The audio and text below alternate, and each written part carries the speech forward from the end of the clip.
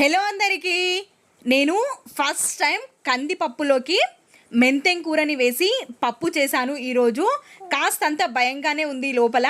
Lunch box కోసం prepare చేశాను నేను ఈ పప్పుని.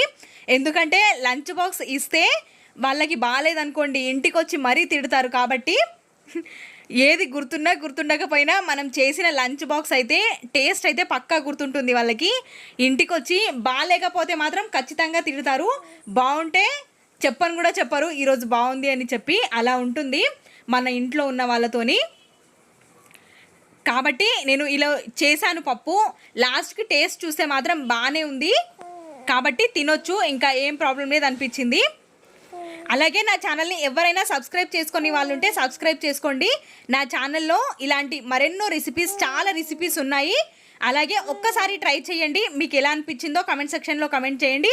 వీడియో నచ్చితే ప్లీజ్ సబ్స్క్రైబ్ అవ్వండి.